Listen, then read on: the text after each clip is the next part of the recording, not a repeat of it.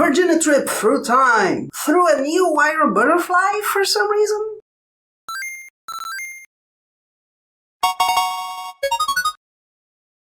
A nobody sees the most popular girl changing by accident, but she reformulates reality, and by sheer coincidence extremely forced, he can notice it because of that. Then she uses her power to force him to help her. But it's okay, cause she's not incredibly manipulative. Even that's literally being the premise, and she kicks him in the balls. Okay. This episode has two problems.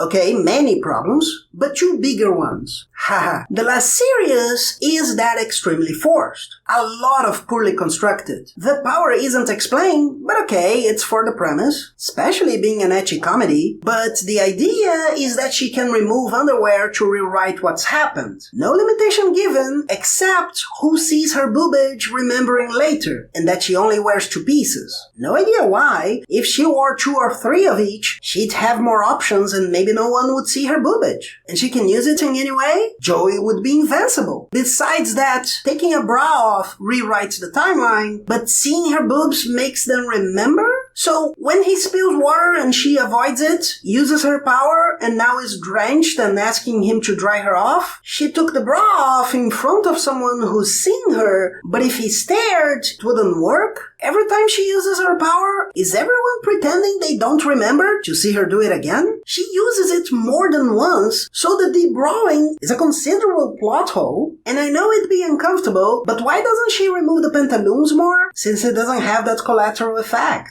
It's an ecchi series, of course, and this makes the other problem bigger than the lack of elaboration or the production being weak. They'll suggest she cares about him, saying he's been a gentleman since forever, but she treats him worse than it might seem.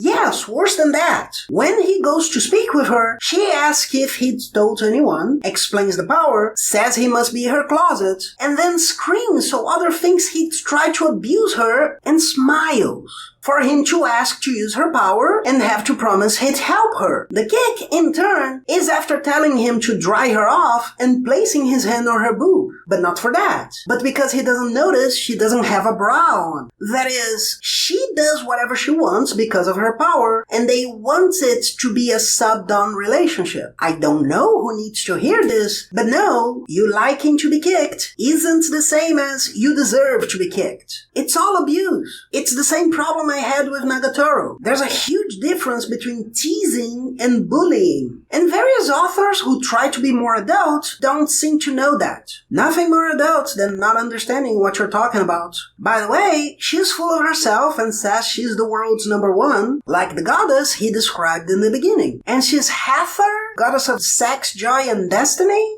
Must be a mistake. It'd be smart. I'd be neglectful not to comment on the horrible quality, eyes out of proportion, misaligned, or falling to the side like Kinami Master, and various moments clearly meant to titillate, too distorted for that, while trying for a design more full-bodied, like Anna from Boko Yaba or Komi who can't communicate, instead of they make.